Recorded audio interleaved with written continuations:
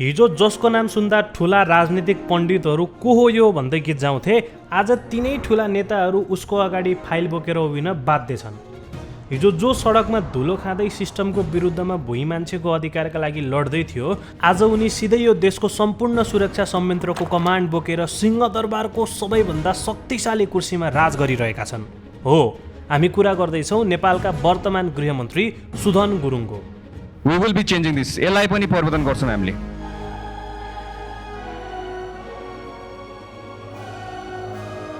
कथा सुरु हुन्छ ठमेलको ओएमजी क्लबबाट, जहाँ उनी कहिले बिट मिलाउँथे त कहिले महँगा पार्टी होस्ट गर्थे। तर आज त्यही मान्छे देशको सुरक्षाको साँचो बोकेर सिंहदरबारमा बसेको छ। यो कुनै जादु होइन, यो त एउटा यस्तो केटाको अनफिल्टर कथा हो जसले काठमाडौँको सडकमा सङ्घर्ष गर्दा गर्दै सिस्टमको फोहोरी खेललाई नजिकबाट देख्यो।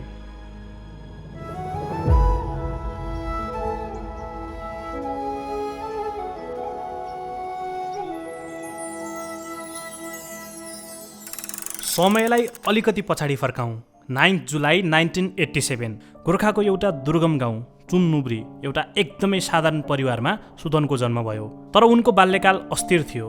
सुदन आफ्ना आमा बुबासँग हुर्किन पाएनन्। उनी आफ्नो हजुरबुबा र हजुरआमासँग हुर्किए। कहिले धनकोटा पुगेर आफन्तकोमा बसेर बाल संसार स्कुलमा पढे त कहिले चितवनको गर्मीमा भौतारिए। उनको बसाई हजुरबुबा, हजुरआमा, आफन्त र होस्टेलमै फेरिँदै गयो।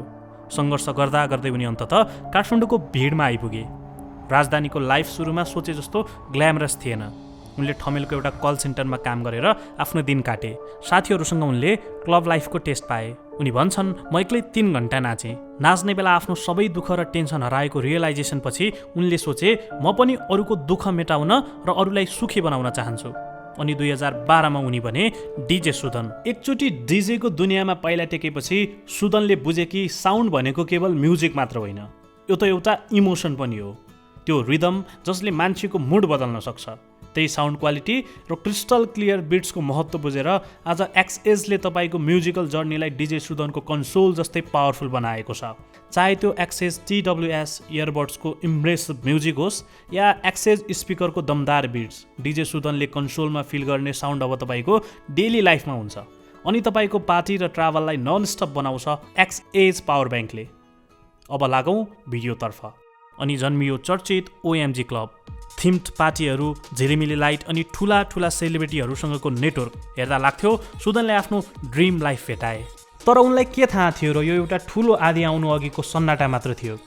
एउटा यस्तो घटना घट्दै थियो जसले एउटा क्लब ओनरलाई सधैँका लागि एउटा विद्रोही बनाउनेवाला थियो। 25 अप्रिल 2015 7.8 म्याग्निट्युडको त्यो भूकम्प जसले देशलाई तहस नहस बनाइदियो। झन्डै 9000 मान्छेको ज्यान गयो।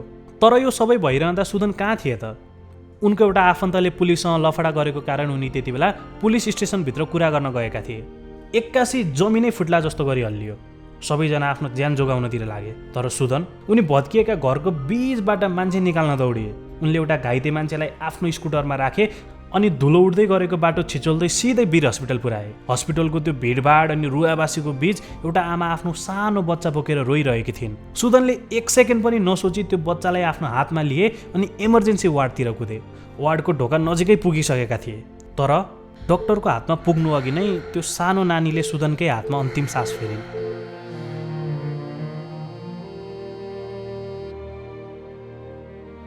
आफ्नै काखमा एउटा निर्दोष बच्चाको मृत्यु।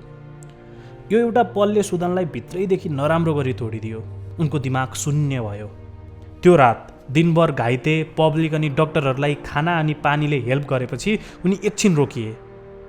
फोन निकाले अनि सोसल मिडियामा एउटा पोस्ट गरे, हामीलाई भोलन्टियर चाहियो। भोलिपल्ट बिहान 200 जना युवाहरू उनको अगाडि उभिएका थिए। सुदन आफै पनि 3 महिना वीर हस्पिटल बसेर त्यहीँ सुतेर पब्लिक अनि डाक्टरहरूलाई हेल्प गर्न आफूले सक्ने सबै कुरा गरे। अनि अचम्मको कुरो, केही दिनभित्रै त्यो सङ्ख्या बढेर 1600 पुग्यो। त्यो टिम हस्पिटलदेखि विकट गाउँसम्म पुग्यो। अभावमा परेकालाई राहत बाँड्यो। तर ग्राउन्डमा काम गर्दा उनले एउटा डरलाग्दो रियालिटी देखे। सरकारको चरम ढिलासुस्ती अनि हरेक क्षेत्रमा जरा गाडेर बसेको असीमित भ्रष्टाचार। त्यसपछि उनीहरू सिस्टम विरुद्ध खुलेर लड्न थाले। यही बीचमा सुदनले प्रख्यात डाक्टर सन्दुक रुइतसँग भेट्ने मौका पाए। अनि डाक्टर रुइतसँग पनि उक्त समस्याहरू कसरी समाधान गर्न सकिन्छ भन्ने विषयमा आइडिया अनि सल्लाह पनि लिए। त्यो एउटा सानो झिल्को अब ठुलो आगो बन्दै थियो। सुरुमा आई टु वी टिम भनिने त्यो ग्रुपले अब नयाँ रूप लियो। सुदनले जहाँ हेर्दा पनि समाजमा आई अर्थात् म मात्र देखेका थिए अनि त्यही मलाई एउटा युनिटीमा बदल्न चाहन्थे अनि जन्मियो हामी नेपाल, सङ्कटमा परेको देशलाई उठाउने आशाको एउटा नयाँ युथ आर्मी। सन् 2020 संसारभर कोभिडको त्रास फैलिरहेको थियो, मान्छेहरू घरभित्रै थुनिएका थिए। त्यही डरलाग्दो क्राइसिसको बीचमा हामी नेपाल एउटा अफिसियल संस्थाको रूपमा दर्ता भयो। हेर्दा हेर्दै 1600 भन्दा बढी युवाहरू यो युथ लेड प्लेटफर्ममा जोडिए। तर उनीहरूको रुल एकदमै कडा थियो, नो क्यास। उनीहरूले कहिले 1 रुपैयाँ पनि डोनेसन दिएनन्, केवल राहतका सामानहरू मात्र दिए। किनकि सुदनलाई राम्रोसँग थाहा थियो जहाँ पैसाको खेल हुन्छ त्यहाँ सिस्टम बिग्रिन्छ। उनीहरूको टिमले ट्रान्सप्यारेन्सीलाई पुरै मेन्टेन गरेको थियो। आज पनि वेबसाइटमा गएर हेर्ने हो भने उनीहरूको डोनेसनको एक रेकर्ड पब्लिक गरेर राखिएको छ। कोभिडको त्यो पिक समयलाई सम्झिनुहोस् त, जब अस्पतालहरूमा बिरामीहरू सास फेर्न नपाएर तडपिरहेका थिए, आफ्नो ज्यानको कुनै मतलब नराखे। त्यति बेला सुदन अनि उनको टिमले 520 वटा अक्सिजन सिलिन्डर, साथसाथै बेडहरू वीर हस्पिटल अनि नेसनल ट्रमा सेन्टरमा पुर्याइदिए। कथा यतिमै रोकिँदैन। सन् 2021 को बाढीमा रेस्क्यु गर्नेदेखि लिएर ब्लड डोनेसनसम्म उनीहरू अगाडि सरे। अनि 2023 मा जब टर्कीमा डरलाग्दो भूकम्प गयो, सुदन गुरुङको हामी नेपाल संस्थाले झन्डै 1.5 करोड रुपैयाँ बराबरको राहत सामग्री त्यहाँ पठायो। हामीलाई 8 फेब्रुअरीदेखि हामीले यो स्टार्ट गरेका थियौँ। 4,47,678.44 4,24,428.82 408 AUD मात्र उठेको छ रहेछ। 3,208 US डलर्स हाम्रो 135 AUD जम्मा भएको रहेछ। यो एउटा सहयोग मात्र थिएन, यो 2015 मा नेपालले पाएको सपोर्टको रिटर्न फेभर थियो। यही ग्राउन्ड लेभलको कामले गर्दा उनीहरूले 360 इम्प्याक्ट अवार्ड अनि बारबारा फाउन्डेसनको ठूलो सम्मान पनि पाए। सुदन सधैँ एउटै कुरा भन्थे, तिमीसँग विल पावर अनि टिमको पावर छ भने तिमीले जे पनि गर्न सक्छौ। तर बाहिरबाट हेर्दा सबै कुरा पर्फेक्ट देखिन्थ्यो, तर भित्रभित्रै एउटा डरलाग्दो यथार्थले सुदनको दिमाग खाइरहेको थियो। ग्राउन्डमा जतिसुकै हेल्प गरे पनि माथिको सिस्टम अझै उस्तै सडेको थियो। उही पुराना अनुहार, उही करप्सन, उही सरकारी ढिलासुस्ती। सुदनको मनभित्रको रिस अब बिस्तारै आउट अफ कन्ट्रोल हुँदै थियो, ठिक ज्वालामुखी पड्किनु अघि भित्रभित्रै उम्लिरहेको म्याग्मा जस्तै। अनि सुरु भयो सन् 2025 को त्यो टर्निङ पोइन्ट। धरानको बीपी कोइराला स्वास्थ्य विज्ञान प्रतिष्ठान, जसलाई घोपा क्याम्प भनेर चिनिन्छ, त्यहाँ ट्रान्सप्यारेन्सीको माग गर्दै 7 महिना लामो घोपा क्याम्प प्रोटेस्ट चर्कियो। पूर्वी नेपालकै मुख्य मानिने यो अस्पतालमा भएको त्यो आन्दोलनले एउटा ठूलो सङ्केत दिइरहेको थियो। तर यो त केवल सुरुवात मात्र थियो, सत्ताको जगै हल्लाइदिने ठूलो आँधी त आउन बाँकी नै थियो। कथा सन् 2025 को सेप्टेम्बरमा आइपुग्यो। भित्रभित्रै उम्लिरहेको त्यो फ्रस्ट्रेसनले अब बाटो खोज्दै थियो। सोसल मिडियामा 81 एउटा नयाँ ट्रेन्ड सुरु भयो, नेपो बेबीहरूलाई एक्सपोज गर्ने। ठुला नेता अनि पावरफुल मान्छेका छोराछोरीले कसरी बिना मेहनत पुरै सिस्टम कब्जा गरेका छन् अनि कसरी उनीहरू पुरै ल्याभिस लाइफस्टाइल बाँचिरहेका छन् भन्ने कुरा भाइरल हुन थाल्यो। त्यसबेला सरकारले के गर्नु पर्थ्यो? युवाहरूको कुरा सुन्नु पर्थ्यो, सुधार ल्याउनु पर्थ्यो। तर उनीहरूले उल्टै यस्तो गल्ती गरे जसको मूल्य निकै महँगो पर्नेवाला थियो। सरकारले सोसल मिडिया नै ब्यान गरिदियो। बस यही एउटा डिसिजन, त्यही सलाइको काँटी थियो जसले युवाहरूको रिसमा आगो लगाइदियो। सेप्टेम्बर 8 नेपालको राजनीतिक इतिहासमै पहिलोपल्ट जेनजी सडकमा उत्रियो। यो कुनै राजनीतिक पार्टीको झोले आन्दोलन थिएन। सुदन अनि उनको हामी नेपाल टिमले मुख्य रूपमा इन्स्टाग्राम अनि डिस्कर्डबाट यो पुरै मुभमेन्ट कोअर्डिनेट गरिरहेको थियो। हजारौं स्टुडेन्टहरू शान्तिपूर्ण मार्च गर्दै सडकमा निस्किए। सुरुमा त हामी नेपालका भोलिन्टियर्सहरू पानी अनि जुस बोकेर ग्राउन्डमा पुगे। उनीहरूलाई लागेको थियो एउटा पिसफुल प्रोटेस्ट हुन्छ। तर दिन बित्दै जाँदा सडकको माहौल 81 मोडियो। सुरक्षाकर्मी अनि स्टुडेन्टहरू बीच अचानक भयानक झडप सुरु भयो। स्थिति आउट अफ कन्ट्रोल भयो। जुन हातले अघिसम्म पानी बाँडिरहेका थिए, अब तिनै हातले रक्ताम्य भएका घाइतेहरूलाई इमर्जेन्सीमा उपचार दिन थाले। ट्रान्सप्यारेन्सीको त्यो शान्तिपूर्ण माग हेर्दा हेर्दै रगतमा परिणत भयो। दर्जनौं निर्दोष युवाहरूले ज्यान गुमाए। सडकमा आगो बलिरहेको थियो। त्यही विस्फोटक प्रेसरले अन्ततः तत्कालीन प्रधानमन्त्री केपी शर्मा ओलीलाई राजीनामा दिन बाध्य बनायो। अब सुदन यो जेनजी क्रान्तिको अनुहार बनिसकेका थिए। एकतिर उनको टिम सडकमा घाइतेहरूको ज्यान बचाउन लड्दै थियो, अर्कोतिर सुदन सिधै देशका राष्ट्रपति अनि प्रधान सेनापतिसँग नेगोसिएट गर्दै थिए। अनि आयो सेप्टेम्बर 11। देशको ध्यान एउटा लाइभ प्रेस कन्फरेन्समा थियो। सुदनलाई 100औं क्यामेराले खिचिरहेका थिए, तर बोल्दा बोल्दै उनको आवाज भाँसियो। उनी लाखौं मान्छेको अगाडि भक्कानिएर रोए। ती शहीद भएका भाइहरू, घाइते युवाहरू अनि भत्किएका सपनाहरूको भारी उनको छातीमा यति गह्रौँ भइसकेको थियो कि उनले आफ्ना आँसु थाम्नै सकेनन्। तर यो रुवाई कुनै कमजोरी थिएन। बाहिर सडक अझै जलिरहेकै थियो।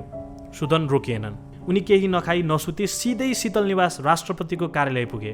रातभर त्यहीँ बसेर हाई लेभल मिटिङहरू मिलाए। अनि त्यही रात एउटा यस्तो हिस्टोरिक कुरा भयो जुन सायदै विश्व राजनीतिमा कहिल्यै भएको थिएन।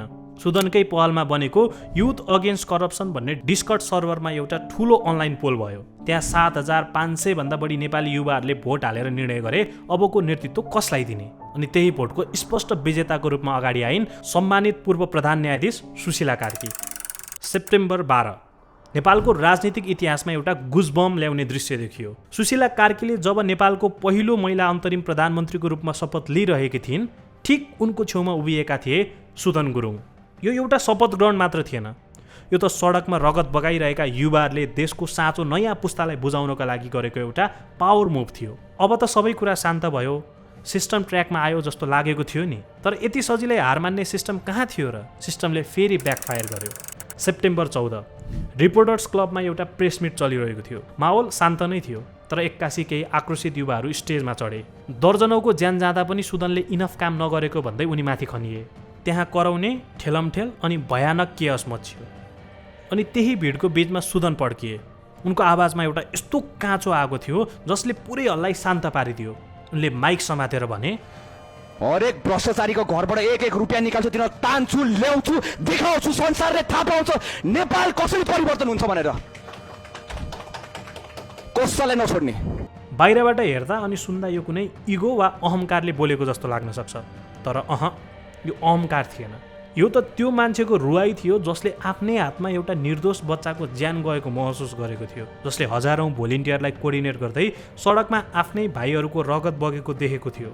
सुदनले कुनै बेला एउटा कसम खाएका थिए, यो फोहोर अनि परम्परागत राजनीतिबाट म सधैँ टाढा बस्छु। तर बाहिर बसेर जतिसुकै कराए पनि, जतिसुकै रगत बगाए पनि यो कान नसुन्ने सिस्टमलाई केही फरक परेन। त्यसपछि उनले एउटा यस्तो मास्टर स्ट्रोक खेले जसले देशको पुरै राजनीति मोडिदियो। आफू मैदानमा उत्रिनु अघि उनलाई एउटा कुरा राम्रोसँग थाहा थियो, बालेन शाह अनि रवि लामिछानेलाई एउटै ठाउँमा नल्याएसम्म पुरानो नेताहरूको सिन्डिकेट कहिले तोडिनेवाला छैन।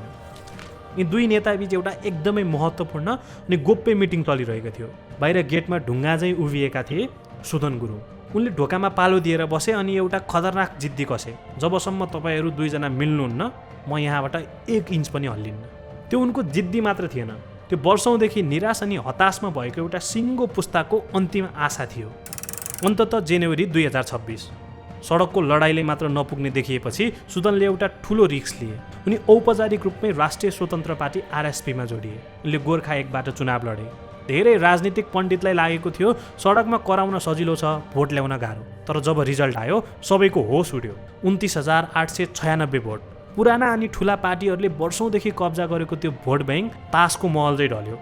सांसद त बने, तर पावरमा पुग्ने बित्तिकै मान्छे परिवर्तन हुन्छ भन्छन् नि। सुदनले मन्त्रीको शपथ खानु अघि नै एउटा यस्तो काम गरे जसले सबैको ध्यान तान्यो। उनले कोर्पोरेट लुटमाथि सिधै धावा बोले। नेपाल टेलिकम एनटिसीको त्यो दिक्क लाग्दो सिस्टम याद छ तपाईँलाई? डेटा प्याकेज सकिने बित्तिकै पे एज यु गोको नाममा अटोमेटिक पैसा काटिने नियम।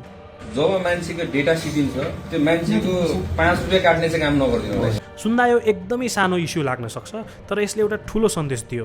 यो मान्छे ठुलो महलका कुरा मात्र गर्दैन, जनताको दिनदिनैका साना साना झमेला अनि स्ट्रगलसँग पनि उत्तिकै अपडेटेड छ। अनि आयो त्यो ऐतिहासिक दिन 26 अनि 27 मार्च 2026। प्रधानमन्त्री बालेन्द्र शाहको क्याबिनेट, अनि त्यसमा इन्ट्री भयो देशको नयाँ गृहमन्त्रीको सुदन गुरुङ। एकछिन दिमागमा यो दृश्य भिजुअलाइज गर्नुहोस् त। हिजो सडकबाट भ्रष्टाचार व्यथित विरुद्ध आवाज उठाउने मान्छे आज त्यही मान्छे त्यो सिङ्गो पुलिस, देशको गुप्तचर विभाग अनि सिमानाको सुप्रिम कमान्डर बनेर सिंहदरबार छिरेको त। कुर्सीमा बस्ने बित्तिकै उनको एक्सन सुरु भयो। भ्रष्ट कर्मचारी तन्त्रलाई तह लगाउन उनले सेन्ट्रलाइज एडमिनिस्ट्रेसनको अर्डर दिए। आन्दोलनमा जसले भित्रभित्रै हिंसा भड्काएका थिए तिनलाई तुरुन्तै पक्राउ गर्न कडा निर्देशन दिए। हिजो सडकमा कराउने त्यो विद्रोही आज सिस्टम कन्ट्रोल गर्ने स्ट्रिक्ट अनि फोकस शासक बनिसकेको थियो। यो सुदन गुरुङको कथा मात्र होइन, यो त हाम्रो नयाँ नेपालको कथा हो। एउटा दुर्गम गाउँबाट सुरु भएर अकल्पनीय पीडा सहँदै देशको मुटुसम्म पुगेको एउटा मान्छेको रोमाञ्चक यात्रा। हिजो सडकमा पोखिएको उनको त्यो रिस, त्यो आक्रोश कुनै इगो वा अहङ्कार थिएन, त्यो त देश अनि जनताप्रतिको अति नै धेरै माया थियो। आफ्नो जिन्दगी निन्द्रा भविष्य सब थोक दाउमा लगाउँदा पनि यो पुरानो सिस्टमको ढिला सुस्तीले काम नगरेपछि अन्ततः फुटेको धैर्यताको बाँध थियो त्यो। शुक्रबार राष्ट्रपति कार्यालय शीतल निवासमा उनले गृहमन्त्रीको शपथ लिए। बाहिर चोकचोकमा एउटै गसिप थियो, कुर्सीमा पुगेपछि सबै उस्तै हुन्, पावर पाएपछि अब उसको पनि बोली फेरिन्छ। मान्छेहरूले यसो भन्नु नर्मल नै थियो, किनकि नेपालको राजनीतिले अहिलेसम्म जनतालाई यही मात्र सिकाएको थियो। तर मन्त्रालय छिरेको 24 घण्टा पनि बितेको थिएन। शनिबार बिहानै देशका ठुला ठुला मिडियामा एउटा यस्तो ब्रेकिङ न्युज फ्ल्यास भयो जसले पुरै सत्ता समीकरणको जग हल्लाइदियो। पूर्व प्रधानमन्त्री केपी शर्मा ओली अनि पूर्व गृहमन्त्री रमेश लेखक पक्राउ। यो कुनै हल्ला थिएन। हिजोसम्म कानुनभन्दा माथि मानिने अनि राज्य सत्ताको साँचो हातमा लिएर बसेका ती पावरफुल अनुहारहरू एकाएक प्रहरीको नियन्त्रणमा थिए। कुनै ठुलो भाषणबाजी भएन, कुनै पूर्व चेतावनी दिएन, सिधै एक्सन। मान्छेहरूले यो झड्का पचाउन नपाउँदै भोलिपल्ट आइतबार अर्को खबर बाहिरियो, पूर्व ऊर्जा मन्त्री दीपक खड्का पनि पक्राउ परे। त्यसपछि बल्ल धेरैले एउटा कुरा याद गरे, केही समय अगाडि रिपोर्टर्स क्लबमा त्यो भिडमा माइक समातेर रुँदै बोलेको त्यो वाक्य। यति विश्वास गर्नु कि म कसैलाई छोड्दिनँ, म एक जनाको पछाडि आउँछु। यो कुनै राजनीतिक स्टन्ट थिएन। राजनीति अनि सरकारी पदमा बसेर रातारात महल ठडाउनेहरूको सम्पत्ति छानबिन अब औपचारिक रूपमै सुरु भइसकेको छ। उनले सडकमा जे देखेका थिए, कुर्सीमा पुगेपछि त्यसलाई सिधै अट्याक गरिरहेका छन्। के यो अचानक चालिएको कदमले नेपालको त्यो पुरानो जरा गाडेको सिस्टमलाई साँच्चै ढाल्न सक्ला? हिजो सडकमा उनी जुन कुराको लागि लडे, के आज कुर्सी पाएपछि त्यही जनताको सरकार दिन सक्लान् त? पुरै नेपालले पर्खिरहेको छ। सन् 2015 को महाभूकम्पमा सल्केको त्यो सानो झिल्को आज सिधै देशको गृह मन्त्रालयको कुर्सीमा बलिरहेको छ। अब एउटै प्रश्न बाँकी छ, के यो आगोले हाम्रो देशको भविष्य सधैँका लागि उज्यालो बनाउला?